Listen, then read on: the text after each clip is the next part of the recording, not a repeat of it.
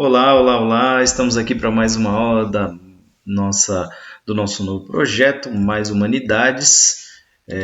Nesse momento, vamos trazer aqui a prova da Unicamp de Conhecimentos Gerais, que aconteceu no último domingo, a versão 2026, tá? Então, a gente tem uma prova aí que a gente vai comentar, a prova Q e X. Vou comentar questões misturadas aí de história, sociologia e filosofia, porque a coisa veio meio misturada, tá?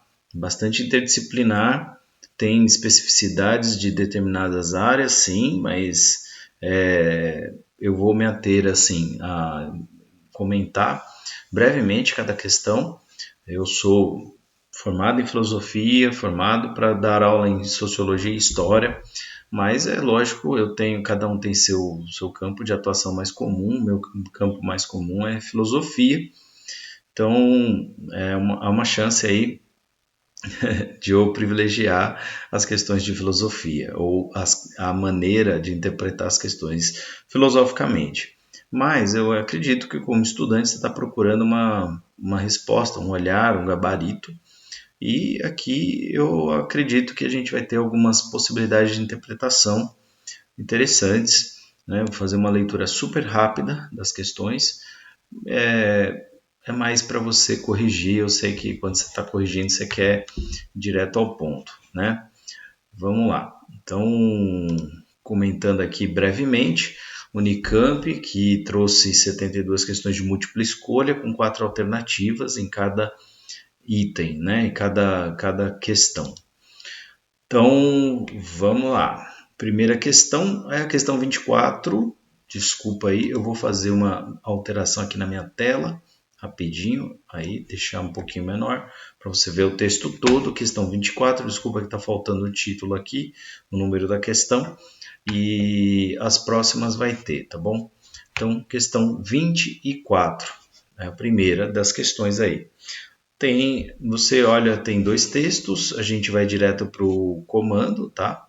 A gente sempre dá uma olhada no comando, né? Observar aqui, a partir da leitura dos textos, é correto afirmar que, tá bom? Então, você tem 4 afirmações possíveis e você tem que olhar para os textos.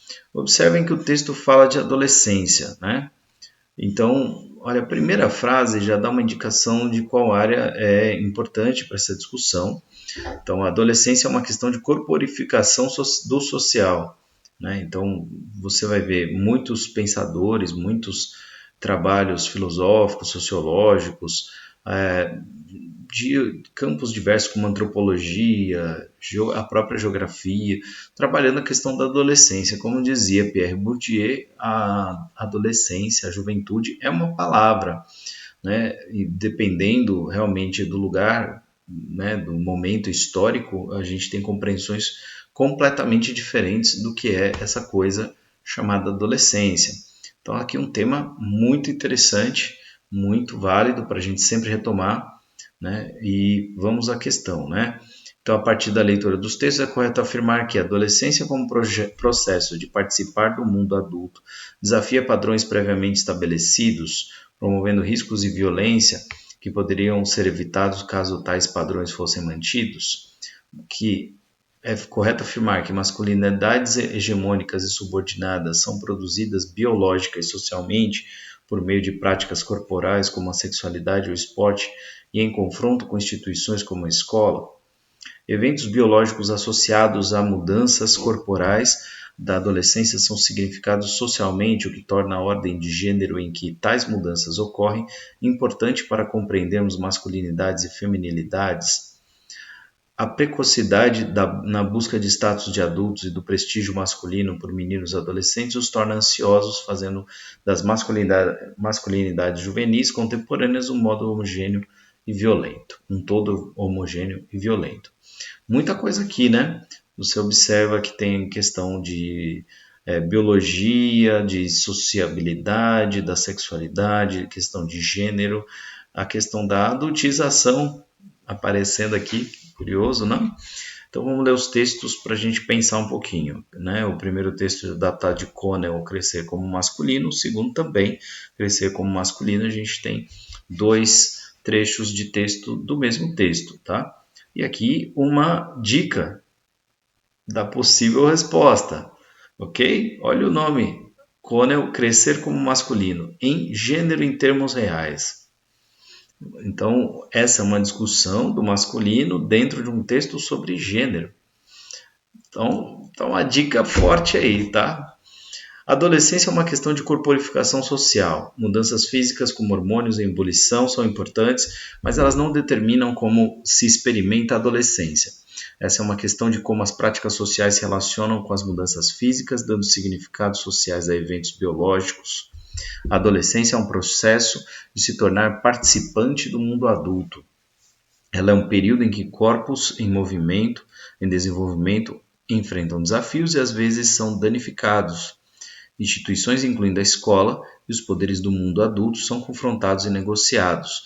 Isso forma uma arena de prazer, humor, curiosidade, mas também de ansiedade e violência.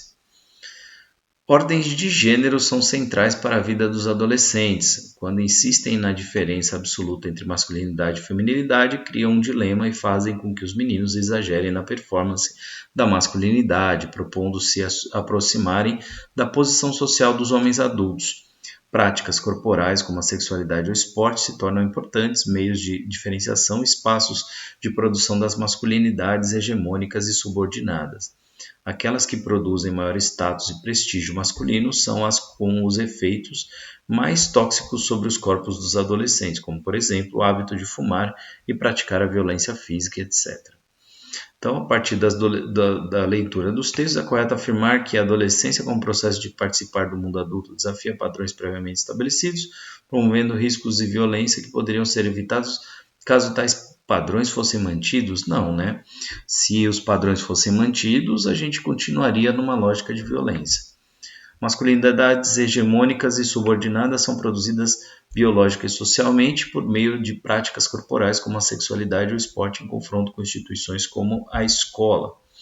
Bom, e subordinadas são produzidas biológica e socialmente, né? São produzidas biológica e socialmente, não faz sentido essa afirmação comparando com o texto, né, que está colocando a masculinidade hegemônica e tóxica como um construto social, uma questão de gênero, né? Eventos biológicos associados às mudanças corporais da adolescência são significados socialmente, o que torna a ordem de gênero em que tais mudanças ocorrem importante para compreendermos masculinidades e feminilidades. Então, observem que aqui, né, existe a percepção de que os eventos associados às mudanças corporais, eventos biológicos, são significados socialmente. Então, a gente tem um dado factual que é o corpo, que se dá, né, do jovem, do adolescente, e você tem a sociedade, o construto social, a significação social como evento importante que determina a compreensão desse corpo. Cara, é uma discussão de gênero, né? É gênero. E dentro da lógica que eu mostrei aqui, do texto, de onde foi tirado, a resposta correta é C, tá certo? Né? Fala-se também da precocidade na busca, né, e do prestígio masculino por meninos ansiosos, fazendo das masculinidades juvenis contemporâneas um todo homogêneo e violento. É um pouco exagerado dizer que todos os jovens contemporâneos são violentos, são tóxicos, né? Não é bem assim que funciona, mas a gente está percebendo que existem formas diferentes de produção de masculinidade, de produção de interação com o mundo, e está aí uma possibilidade de resposta. A gente marcou aqui a resposta da questão 24 como a resposta C. Espero que você tenha acertado essa, tá bom? Fica a dica, dá sempre uma olhadinha nos textos, tem sempre boas dicas aí. E aqui outra questão de gênero, tá? Questão 25, um pensador, um filósofo Paul Preciado, trazido uma pessoa trans e que tem muito a falar, um filósofo mexicano, um pensador mexicano, Então, tem uma lógica decolonial no pensamento dele, tem uma lógica de pensar o corpo na sua dimensão mais lúcida, é extremamente lúcido, tem algo de kafkiano, né, na compreensão dele de como é a transição, como é a transformação e como é um processo complicado, difícil e que você precisa analisar dentro de uma perspectiva muito pessoal, muito particular. Qualquer generalização é perigosa, qualquer olhar desatento é extremamente perigoso e as pessoas são muito rápidas para julgar aquilo que não viveram. Né? É curioso isso. O Preciado é um filósofo que tem muito a dizer para o nosso tempo, tem muitas discussões bem atuais. Vamos ao texto, né? Vamos à questão. Considerando o texto, assinale a alternativa correta. Então tem que ler o texto e ver qual é a alternativa correta, tá bom? Vamos lá. A OMS, não uma associação trans, gay, lésbica, anarcofeminista, afirma hoje que o gênero tipicamente descrito como masculino e feminino é uma construção social que varia segundo as culturas e épocas. A partir desse princípio, a OMS reconhece a dimensão arbitrária e inatural da taxonomia binária com a qual as instituições sociais e políticas trabalham no Ocidente e abre a porta para uma revisão mais profunda do paradigma da diferença sexual.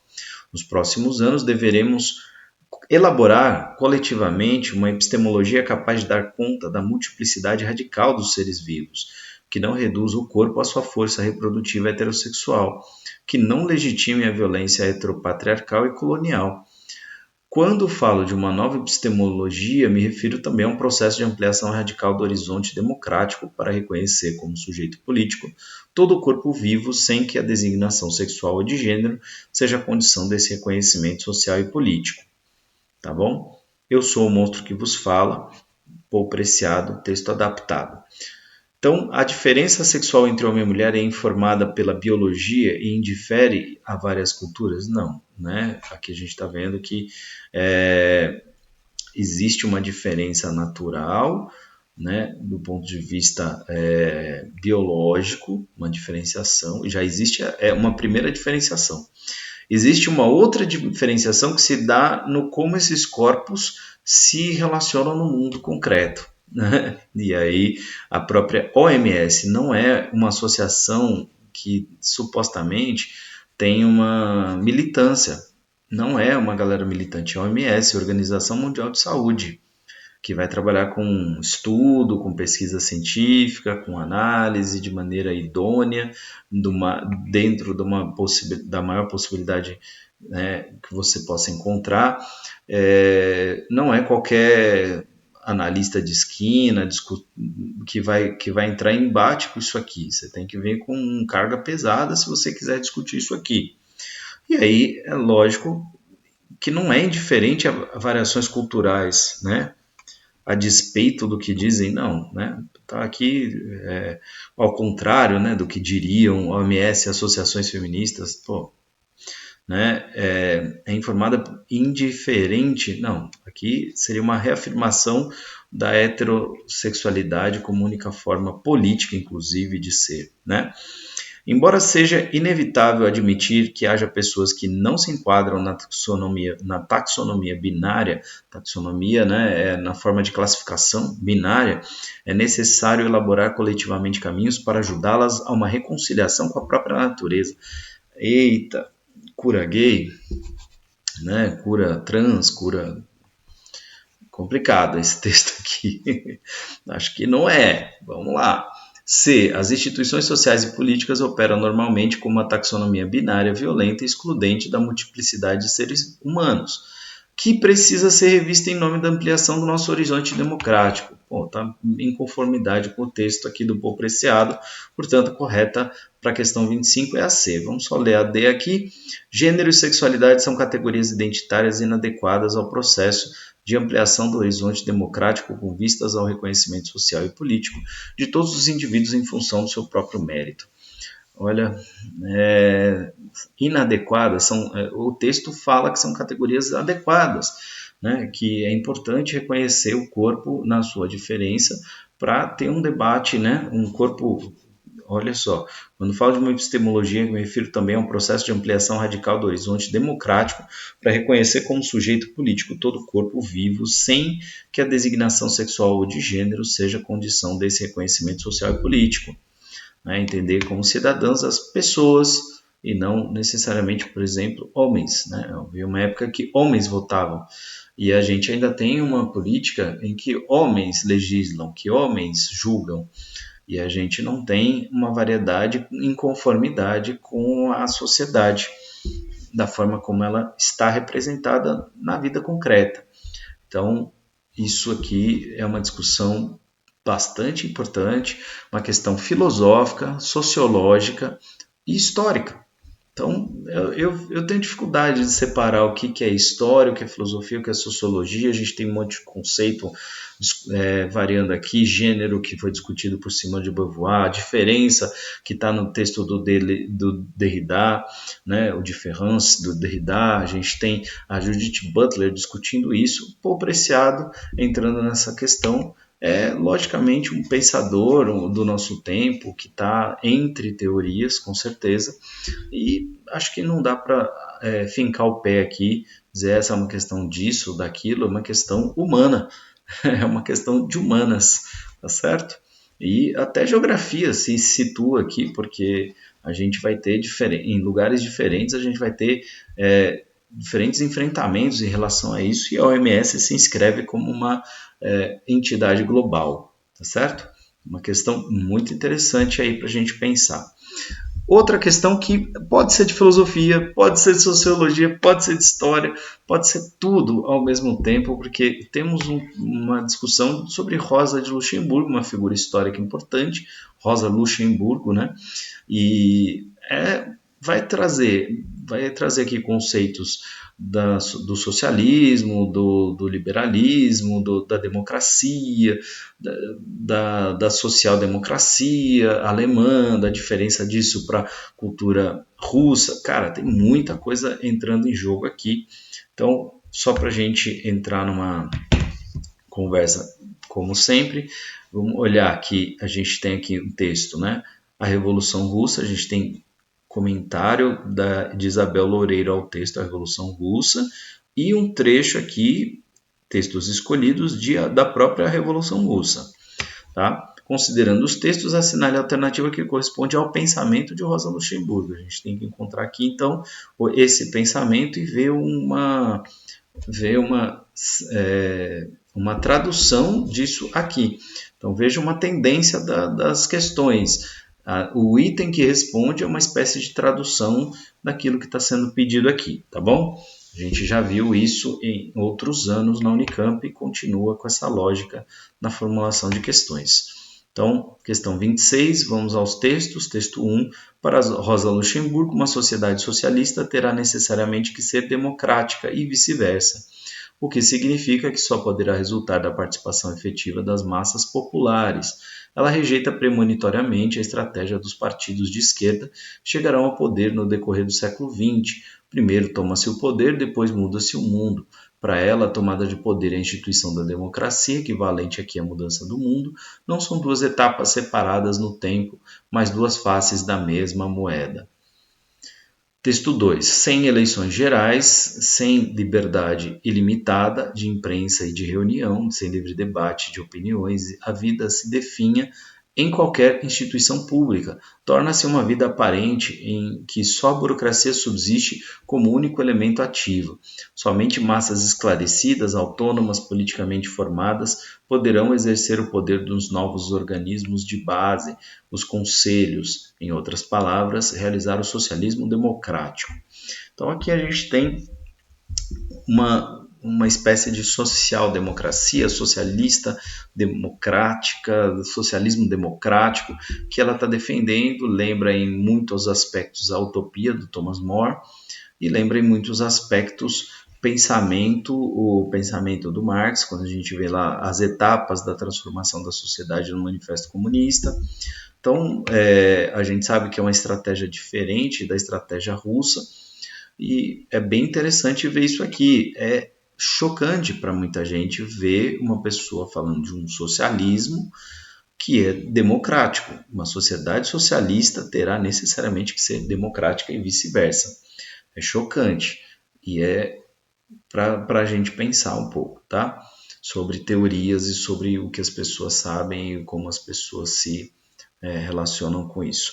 Então, considerando os textos, assinale a alternativa que corresponde ao pensamento de Rosa Luxemburgo. Para afastar o socialismo da ameaça da burocracia, às vezes é necessário restringir a liberdade de imprensa. Isso entra em choque com o texto 2, né, que está pedindo liberdade de imprensa. A instituição da democracia é uma etapa posterior à tomada do poder político. Entra em choque com o texto 1, ok? Para ela, a tomada de poder e a instituição da democracia, aqui equivalente à mudança do mundo, não são etapas separadas. A democracia socialista não difere da democracia representativa, ambas se baseiam na soberania popular dos conselhos, mas tendem à burocracia partidária. Né? A democracia socialista difere da democracia representativa, ambas se baseiam na soberania popular, fala de soberania popular, é verdade, mas não está falando tanto da burocracia partidária, né? Ela está falando de outra coisa.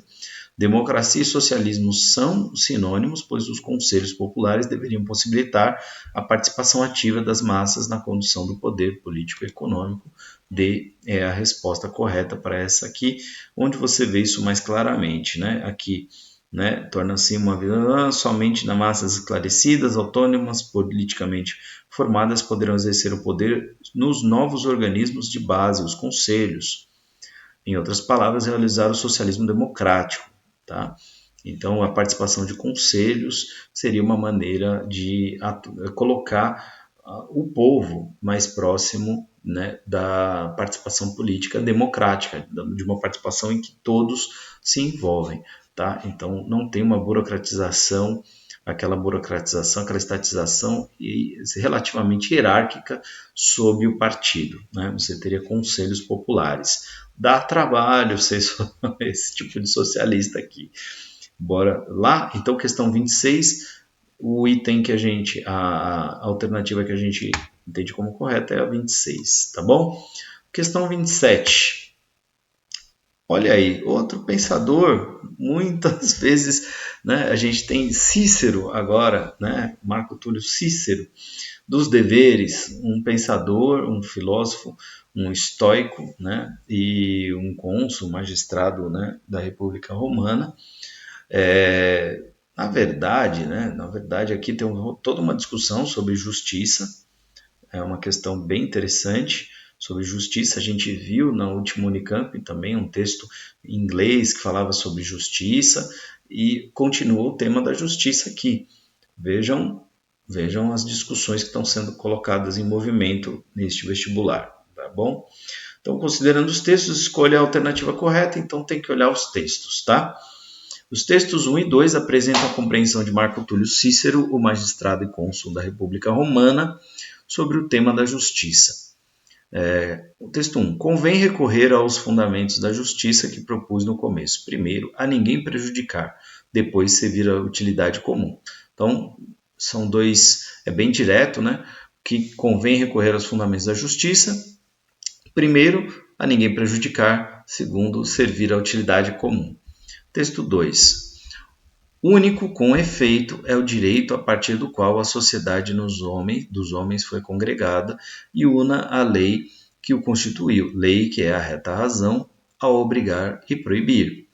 A lei é a reta razão ao obrigar e proibir, tá certo?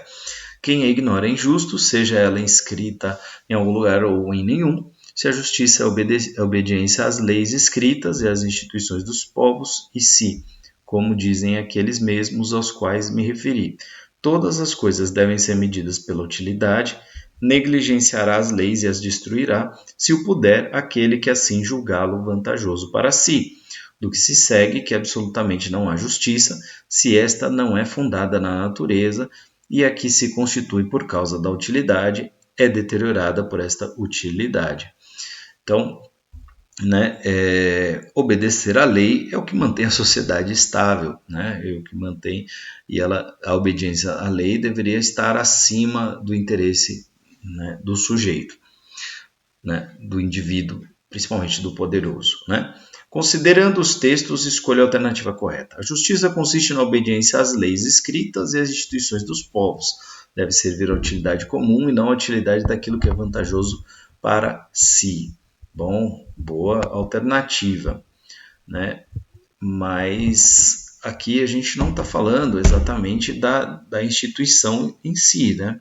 A gente está falando de uma coisa mais abstrata, tá? A utilidade comum é o fundamento da justiça de uma república, e para serem justos, os cidadãos devem agir conforme a reta razão com a qual a natureza lhes dotou.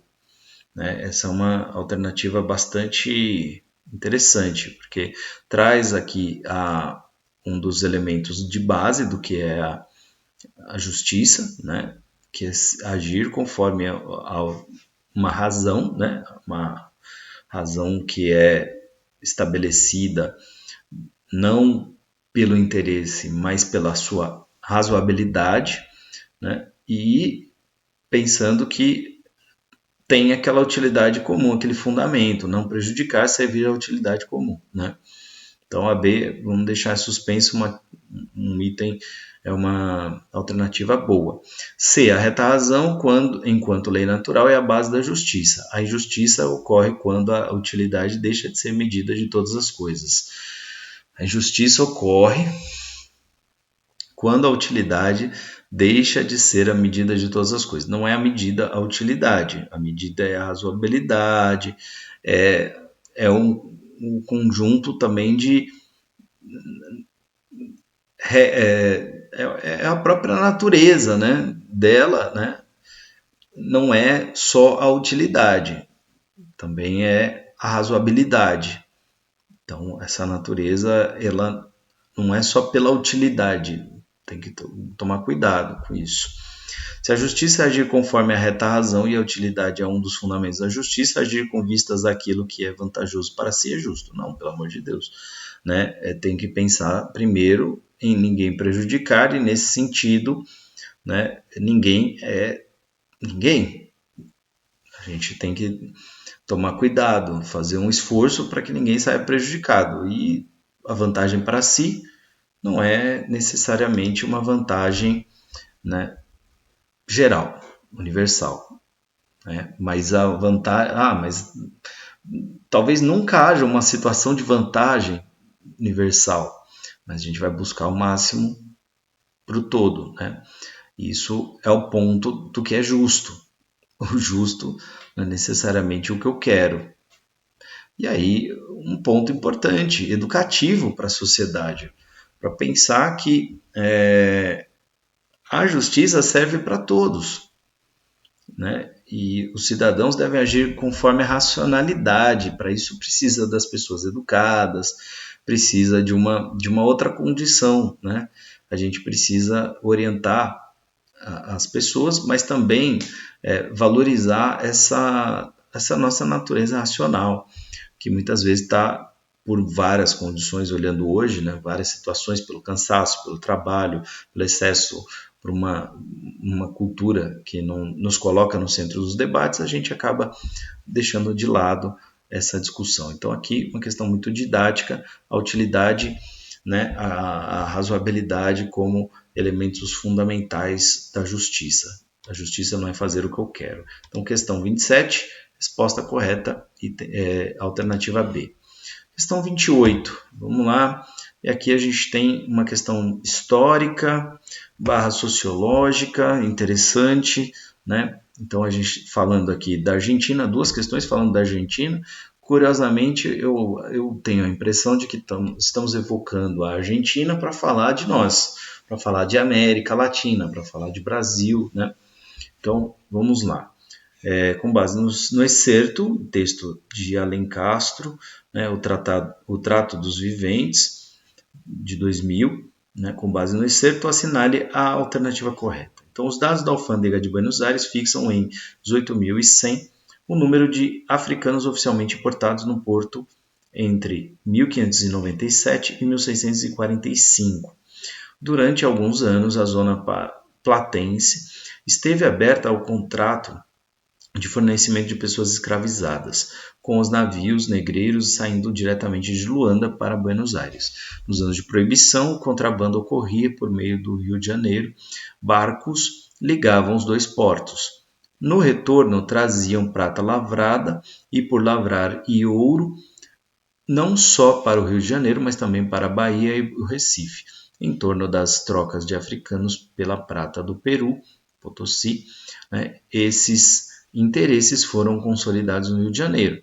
Desse episódio resultou uma tradição religiosa conhecida, o culto a Nossa Senhora de Copacabana no Rio de Janeiro, oriundo do Baixo Peru, em 1637. Nos anos seguintes, uma capela dedicada à santa foi erigida na praia que recebeu o seu nome, certo? Então é curioso aqui que a gente tem uma história da América Latina toda entrelaçada aqui, né? E é uma questão de história, para quem tem as aulas de ensino religioso, vejam aqui uma coisa como a religiosidade é fundamental para discutir a humanidade, certas questões sociais, tá bom? Então, com base no excerto, assinale a alternativa correta. A extração de prata em Buenos Aires conectou o Brasil ao comércio internacional de metais que passava por Copacabana. Bom, o comércio está dado aqui, não é o comércio de prata, é o comércio de escravos. E a prata vem junto com esse comércio, né? Tem a ver com as trocas, né, de africanos pela prata.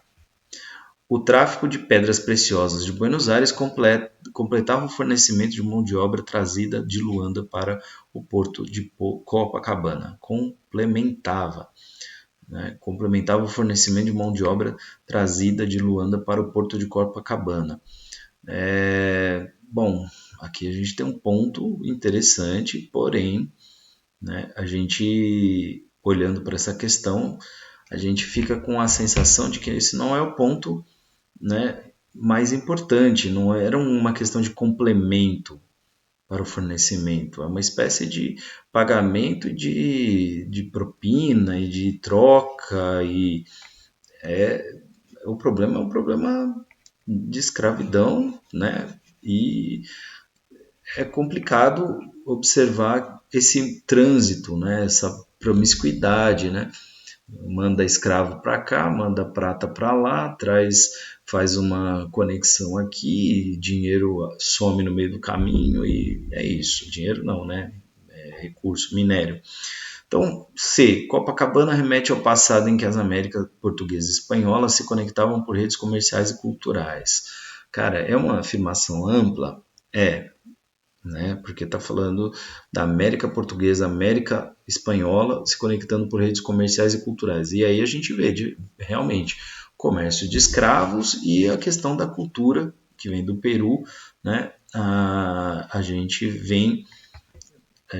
tem a troca, né, da prata, dos africanos pela prata, mas você tem também a questão da tradição religiosa que se estabelece em Copacabana, né? Copacabana, então, remete ao passado em que as Américas portuguesa e espanhola se conectavam por redes comerciais e culturais. Essa é a resposta correta, tá bom? Copacabana preserva a memória dos embarques escravizados que dali eram levados para Buenos Aires e Peru. Não é bem esse o trânsito, segundo o texto, tá bom? Então fica aqui a minha proposta de resposta para esta questão. Aqui uma questão que, só de olhar essa imagem, eu acho bem legal. Tem uma imagem que remete à cultura grega, à cultura helênica, ateniense, né? Então, a partir do texto e da imagem do texto, assinale a alternativa correta sobre a interpretação da imagem. Questão 29, então tem uma imagem, tem um texto, vamos ler essas duas coisas aí. Então, a imagem e o texto a seguir têm como tema comum as práticas esportivas e a construção da masculinidade, de novo a masculinidade, entre os atenienses no período clássico, século V e VI a.C. Então, a gente tem aqui esporte, vamos olhar primeiro o texto, tá? Depois a imagem. Esporte apreciado entre os helenos, o lançamento de disco exigia do atleta uma disciplina técnica evidenciada pela harmonia dos movimentos corporais. No centro da imagem é um jovem se preparando para lançar o disco. A ausência da barba do personagem permite afirmar que ele está sendo preparado para o exercício da cidadania plena porque é um jovem, tá? A presença dos dois halteres e do enxadão indica que a cena ocorre em uma palestra, campo de exercício cercado de edifícios com funções diversas. Na imagem original, contamos com a inscrição que diz Cleómelos é belo, né? Então, a gente tem possivelmente aí a gente tem uma imagem de um jovem com um disco na mão, a gente vê um enxadão, a gente vê também, está falando aqui de 2 halteres, né? Talvez esses 2 halteres aqui, tá? A partir da imagem e do texto assinale a alternativa correta sobre a interpretação da imagem. Um atleta do lançamento de disco, esporte olímpico, ligado ao trabalho manual das camadas subalternas. Não, a gente conhecendo um pouco da história de Atenas, que a gente vê que o esporte não estava dado às camadas subalternas, mas as camadas superiores eram coisa de político, né? Ainda não do político, do cidadão, mas de quem está se preparando para isso. Tem a ver com aquela máxima, né, do corpo são, da mente sã, né? Distribuição de classe social, já que representa um ideário de beleza própria ao atleta bem-nascido. Bom, aí temos um item forte, tá? Vamos ver os outros e voltar nele. Porque tem uma distinção de classe, porque tem essa discussão, você vê isso, por exemplo, no Aristóteles, né, de que tem pessoas que têm aptidões e quem tem menos aptidão para o trabalho intelectual vai se dedicar ao trabalho físico manual. O esporte, nesse momento da história, não é uma profissão, ele é, na verdade, um período da preparação do sujeito para a vida adulta, né? E isso tem uma certa distinção de classe social, porque não era uma coisa dada aos escravos, não era uma coisa dada aos estrangeiros, é somente a um determinado grupo que está se preparando para ser um tipo de aristocrata, o político, o cidadão da polis, né? Um cidadão ateniense maduro e despido em pose comum aos lançadores de discos já vitoriosos. Não parece dos vitoriosos, né? Parece que está no processo ainda, né? Elementos gráficos que representam a percepção social e esportiva do ápice da masculinidade. Não é o ápice, é o pré-ápice, né? O ápice da masculinidade se dá no homem maduro. Então, B é a correta distinção da classe social. Questão 29, alternativa B. Então, vejam os temas, voltando aí, né? Agora, outra questão interdisciplinar, histórica, muito professor de história trata do Jean-Jacques Rousseau, do contrato social, mas é um tema de filosofia também de sociologia, porque está falando da constituição do Estado, né? Apesar da sociologia se formar depois disso, muitos sociólogos vão olhar para esse tema também, tá? Entre várias obras vamos lá, Mariano Moreno, tradutor de Rousseau para o espanhol, foi secretário do primeiro governo da Argentina entre os anos 1810 e 1811. No texto acima vamos lá. Então, de novo, Argentina. Agora estamos falando de um texto de Rousseau. Estamos observando que trata-se de um texto, né, que vamos ver, é o prólogo de O Contrato Social ou Princípios de Direito Político de Jean-Jacques Rousseau, né? Edição de Buenos Aires, tá? Isso é importante, tá? Deixa eu aumentar aqui um pouquinho só. Entre várias obras que devem formar este precioso presente que ofereço aos meus concidadãos, dei o primeiro lugar ao Contrato Social, escrito pelo cidadão de Genebra, Jean-Jacques Rousseau. Esse homem imortal, que obteve a admiração de seu século e será assombro de todas as idades, ensinou que os povos aprenderam a procurar no pacto social a raiz e a única origem da obediência, não reconhecendo os seus chefes como emissários da divindade, enquanto não mostrassem as patentes do céu, na qual eram destinados a imperar sobre seus semelhantes. Como o autor teve a desgraça de delirar em matérias religiosas, suprimo o capítulo e as passagens principais onde delas tratou. Curioso, né, que ele suprime a parte que fala de religião, mas ele mantém a parte que fala que não se deve, que os governantes deveriam mostrar de onde vem o seu direito à terra, à propriedade, aos títulos, né? Que essa é a origem da desigualdade, é a propriedade, é essa propriedade, né? Então, no texto acima, ele critica a defesa que Rousseau faz da igreja e dos governos absolutistas na obra O Contrato Social. Né? Você sabe que em O Contrato Social, Rousseau não fez defesa nenhuma de governo absolutista. Beleza? Interfere na tradução e edição da obra de Rousseau conforme seus ideários políticos e ideológicos. Bom, se você notou, né, que ele fez a supressão de uma parte do texto porque falava de questões religiosas, você percebe que sim, ele interfere na tradução, tá? Conforme ideários políticos e ideológicos, porque, né, ele está escolhendo o que vai ser lido pelos argentinos, cara. E olha a época, né? 1810, 1811. Então, pensa o que estava acontecendo ali, né? Você tem certamente, né, a B, um item forte, é o que eu acho correto, tá? Justifica a tradução da obra para difundir a ideia da obediência cívica ligada à religião católica ao rei? Não, ao contrário. Demonstra seu caráter conservador e a resistência ao pensamento liberal e iluminista na Argentina. Ele não está resistindo, né? Ele está até elogiando. Então, não bate, beleza? Questão 30, a alternativa B. Ok? Questão 31, agora a gente vai para uma questão que vai falar que, né, do Estado Novo, estamos falando de Getúlio Vargas, o cara que deu golpe no próprio governo, chegou lá. Eu acho que você teve uma boa aula de história, você viu esse tema, e aqui a gente está vendo a repercussão do The New York Times sobre o golpe, né? E, pô, olha a época que nós estamos, né? Que discussões que estão na nossa mídia e como o mundo está olhando para esse tema. E, então, parece uma questão muito atual. Sobre a repercussão internacional do golpe do Estado Novo no exterior, podemos afirmar que havia, vamos ver os itens aqui, né? Percepção unânime do pleno alinhamento ideológico do Brasil com governos fascistas, condenação ao fascismo e sugestão de sanções econômicas em razão do apoio alemão a Vargas, controvérsias e ambiguidades na caracterização ideológica do novo governo Vargas, estratégia de resistência à censura imposta aos jornalistas que atuavam no Brasil. Vamos observar o que tem no texto. Então, vamos lá. Em 1937, um golpe de Estado instaurou o Estado Novo no Brasil, um regime autoritário.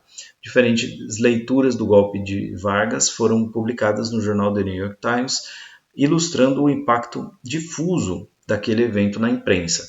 De um lado, escrevendo da Argentina, o chefe dos correspondentes na América Latina, John White, afirmou o caráter pseudo-fascista do movimento, registrando a atuação dos censores sobre o trabalho dos correspondentes internacionais que atuavam no Brasil. White destacava o apoio alemão ao novo regime brasileiro e os desafios de centralizar o poder nas mãos de Getúlio Vargas. De outro lado, Frank Garcia, correspondente do New York Times, que atuava então no Brasil, comentou: "Eu posso dizer que, embora tenha havido censura, eu não tive dificuldades em enviar matérias ao The New York Times. Elas foram telegrafadas sem nenhum problema. Essa nova Constituição configura o Estado um tanto fascista, mas não inteiramente.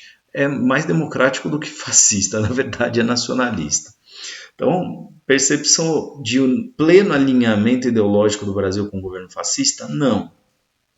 Condenação do fascismo? Também não. Controvérsias e ambiguidades na caracterização ideológica do novo governo Vargas? Sim. Controvérsias. A gente tem duas visões diferentes e a gente tem ambiguidades colocadas aqui, né? É um tanto fascista, mas não é inteiramente. É mais democrático que fascista. Na verdade, é nacionalista. E não tem uma censura plena, né? Não tem uma percepção de censura total aqui. Então, C, para mim, é a resposta correta para essa questão. Vamos em frente, cara, que é muita coisa. Esse vídeo já está ficando longo demais. Vamos lá, questão 33. Aqui uma questão que mostra o trabalho da artista Zuzu Angel, né, para produção de peças e organização do desfile. É correto afirmar, vamos lá, né? Olhando aqui, né, os desenhos, você tem aqui desenhos que parecem um tanto infantis, mas que lembram temas militares, né? Um cap, ai caramba, como é que chama isso? Não, um canhão, desculpa. Legenda: desenho de cap militar nas cores oliva, amarela, azulão, verde, com a aba na cor verde, direcionada para a direita, possui inscrição número 32, lápis e caneta, bem como verde oliva, amarelo, azul, né? Legenda: desenho do canhão nas cores vermelha, amarela e azul. Possui bandeira na cor verde e bola na cor preta, né? Sobre as criações de Zuzu Angel para a produção das peças e a organização do desfile, é correto afirmar que a utilização de um vestido de noiva, aqui, né, decorado com símbolos militares e desenhos infantis, amenizava a percepção internacional dos anos de chumbo do Brasil pós-AI-5. Lembra que a gente está falando, né, de um período de intensificação das forças antidemocráticas, né, das forças da ditadura, né, que estava rolando aqui. E a Zuzu Angel teve seu filho, né, sua filha. É uma história trágica, né? Perdeu a filha, né, para toda a violência que foi esse estado pós-golpe, né? E ela vai fazer denúncias importantes. Então, se você não conhece a história de Zuzu Angel, tem um filme bacana com esse nome, vá assistir, que eu tenho certeza que você vai gostar. Camila Morgado trabalhando muito bem nesse filme aí, tá bom? Utilização do vestido de noiva decorado com símbolos militares, desenhos infantis, amenizava a percepção internacional dos anos de chumbo. Acho que não é bem isso, né? A intenção provavelmente não é amenizar. B. Escolha por desenhos infantis associados aos motivos militares expressa uma denúncia do desaparecimento de presos políticos. Né? Eu acho que é um sinal, né? Um sinal que a artista está colocando, porque não se pode falar claramente nessa época, né? Então, veja o ano, né?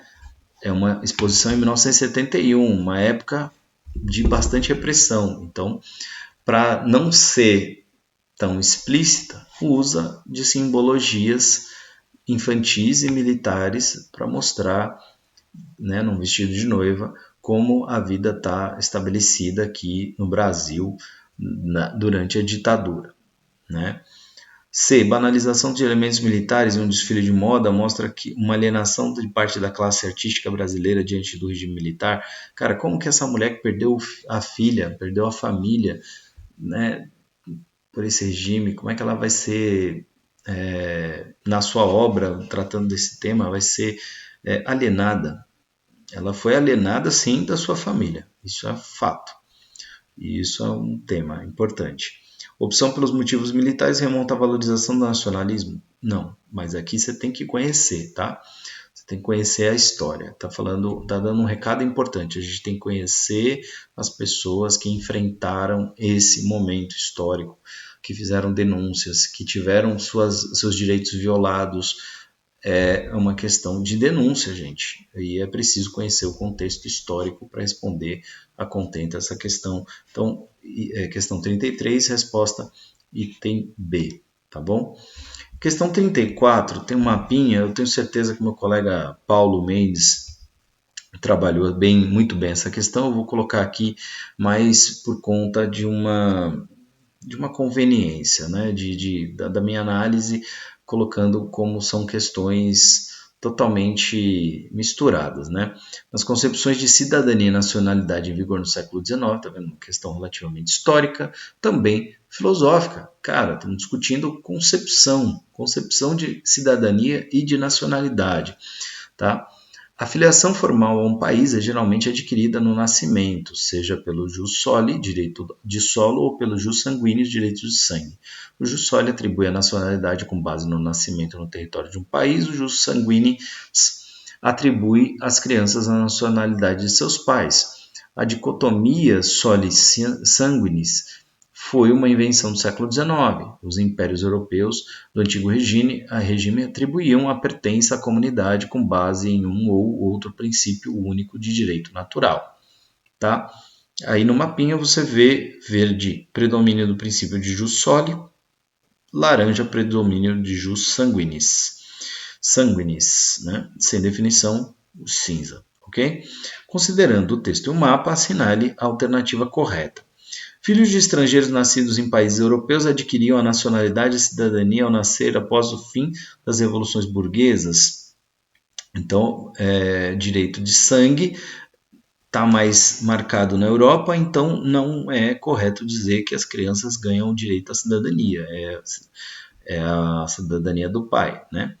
Então, é jus soli, né? Seria mais correto aqui. Então, não é a A. Vamos lá. As ex-colônias europeias nas Américas eram importantes destinos de imigrantes, o que influenciou suas definições de cidadania e nacionalidade. Então, como tinha muita gente imigrando da Europa para a América, eles ganhavam a nacionalidade pelo direito de ter nascido aqui, né, de estar aqui, não necessariamente pelos pais. Se fosse pelos pais, os povos originários seriam os verdadeiros cidadãos. Então vejam aqui uma denúncia do colonialismo, tá certo? Uma denúncia do colonialismo e a resposta correta é a alternativa B. Né? Regimes populistas proibiram que os nascidos nos novos países reivindicassem cidadania europeia após a independência das americanas. Não é bem isso que está discutido aqui. Né? O jus sanguinis era utilizado nas colônias como um instrumento de controle pela Europa para dificultar o acesso à cidadania dos povos nativos. Né? Não é isso que está posto aqui, né? É o direito mais do nascimento, né, do solo, né, com base no nascimento no território de um país. Então, item B, alternativa B. Desculpa meu jeito de falar, é item, né? Mas item é mais no Enem. Pessoal, aqui uma questão marcadamente uma discussão sociológica, uma discussão filosófica, né, fala de estética, né, mas fala de muitas outras coisas aqui, tá? Vamos lá, tá um pouco cortadinho aqui, mas dá para ler. Então a gente tem uma postagem de uma feijoada, cara, feijoadinha deliciosa, isso é uma feijoada, carésima, estranha, né? Aí, olha só, né? A gente tem a partir dos textos é correto afirmar que a polêmica associada à postagem, vamos lá, né? Então a gente tem aqui questão 22. A imagem acima reproduz uma postagem feita pelo autor Chai Suede sobre uma feijoada que havia consumido em um restaurante de luxo. As reações nas redes sociais do autor incluíram comentários como: se isso é feijoada de rico, eu prefiro morrer pobre. Muito legal, né, gente? Texto 2. A forma como as pessoas vivenciam as diferentes classes deve gerar as probabilidades dessas pessoas terem certos gostos, certos estilos de vida. No caso das classes altas, essa lógica é a do desinteresse ou da não necessidade, uma vez afastada de toda a urgência da vida, pela sobrevivência e pela reprodução, sujeitos das classes altas possuem uma relação de distanciamento com o mundo. Esse distanciamento transforma o senso de distinção em senso estético dessa classe. O senso estético é a noção de que o belo se dá pela forma e não pela função. Né? A partir dos textos, é correto afirmar que a polêmica associada à postagem demonstra que a formação do gosto está mais relacionada aos juízos pessoais, pois práticas alimentares são guiadas por necessidade de sobrevivência. Essa aqui não é uma feijoada de quem precisa sobreviver, cara. Tem pouca coisa aqui. A pessoa que precisa sobreviver quer comer o máximo que der. Né? Não produzem distinção social? Cara, não. Isso aqui não é isso. Não é o A. B. Representa uma aproximação social das classes altas em relação às populares? Não. Aqui está claro. Né? Se isso é feijoada de rico, eu prefiro morrer pobre. Demonstra que o gosto está mais relacionado a experiências de classe e menos a juízos pessoais, pois simboliza o gosto das classes altas pelo belo e senso estético formado pela necessidade. Não é um senso estético formado pela necessidade, como está no texto aqui, é mais pela forma. Então, restou a D como item, né, como alternativa, representa uma prática de distinção social das classes altas em relação às populares, pois simboliza um senso estético que valoriza a forma e aquilo que não é necessário em vez da função. Então, o rico não precisa comer para sobreviver, ele come pela forma, pela beleza, pela diferença, e isso distingue, né? Distingue porque isso aqui com certeza não custa a mesma coisa que um prato de feijoada tradicional que você come numa quarta ou num sábado, né? Pelo menos em São Paulo é assim que a gente faz. Tá bom? Vamos em frente, que a questão 22, a resposta correta é D. E, finalmente, aqui, a questão 23, aparece nosso amigo Ailton Krenak, né? Estamos sempre falando que ele aparece, ano passado apareceu também, e vamos lá. Né? Tem uma lógica dele que ajuda muito a entender o texto que está posto aqui, né? A questão que está posta aqui. Uma tensão entre natureza e sociedade. E na tensão entre natureza e sociedade, para o Ailton Krenak, a sociedade está em risco, a natureza não, porque nós podemos desaparecer, o planeta fica. E isso é uma questão filosófica interessante, uma questão de entendimento de mundo interessante, tá? Então, texto 1 aí. Muitos povos de diferentes matrizes culturais têm a compreensão de que nós e a Terra somos uma mesma entidade. Até o começo do século XX, o mundo do trabalho e da produção se dava com ferramentas e meios que não tinham a potência de exaurir os recursos da Terra como hoje. Desse tempo para cá, sobraram poucas humanidades espalhadas pelo planeta. Né? Lembrando que ele entende que não existe uma humanidade, mas povos, né? Não bem a humanidade. Ele vê que nem todo mundo age e é humano. É curioso isso, tem um trocadilho quase aí, né? E a Terra é um denso conjunto, texto 2, né? Denso conjunto de relações que articula seres vivos, oceanos, atmosfera, clima e solos. Ela é dotada de uma história e de um regime de atividades próprio, resultado da articulação de múltiplos processos. Hoje, já não estamos lidando com uma natureza selvagem ameaçadora, nem com uma natureza frágil, que deve ser protegida, nem com uma natureza que deve ser explorada à vontade. A hipótese é nova. A Terra não está ameaçada, diferentemente das inúmeras espécies vivas que serão varridas pelas mudanças de seu meio com uma rapidez sem precedente. Tá? Então, o planeta continua. E nós é que vamos para o beleléu se continuar a coisa do jeito que está. Então, passaram a se influenciar por meio do desenvolvimento, quais são as alternativas? Tá? A. Passaram a se influenciar por meio do desenvolvimento das forças produtivas e do trabalho ao longo da história, o que coloca a natureza em risco, tá vendo? Na dinâmica entre natureza e sociedade, a natureza está em risco? Não. Estão articuladas por múltiplos processos que envolvem agentes humanos e não humanos, o que coloca a natureza em risco? De novo, não. Possuem uma história comum e articulada, fato percebido por povos de diferentes matrizes culturais, o que coloca a sociedade em risco. Alternativa correta.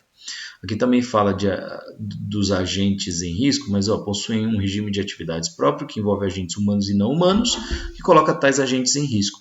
Esses agentes não humanos não necessariamente estão em risco, somos nós que estamos em risco. Beleza?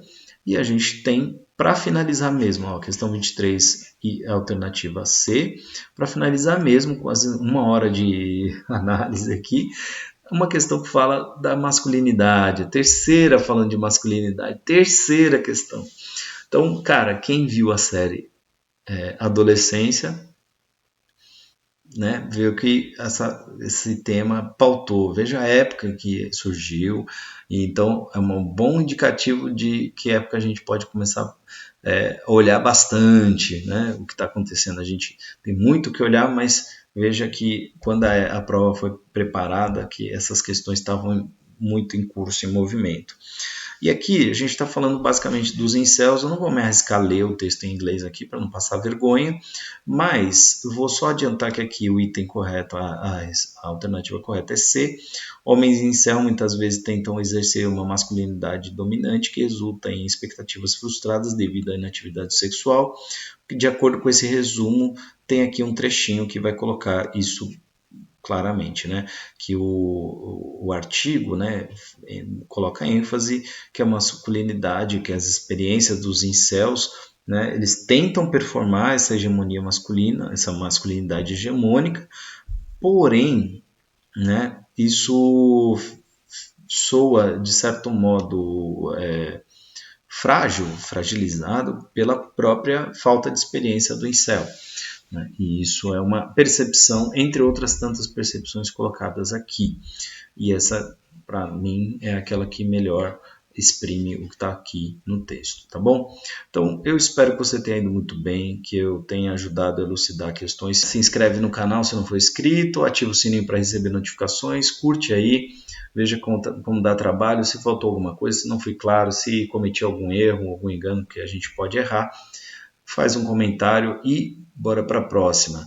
Gente, muito obrigado de coração. Estamos começando esse projeto, então ajuda aí a divulgar mais humanidades. Eu e o professor Paulo Mendes estamos na luta aí e estamos aceitando a ajuda de outros colegas aí para dar força. Beleza? Até a próxima.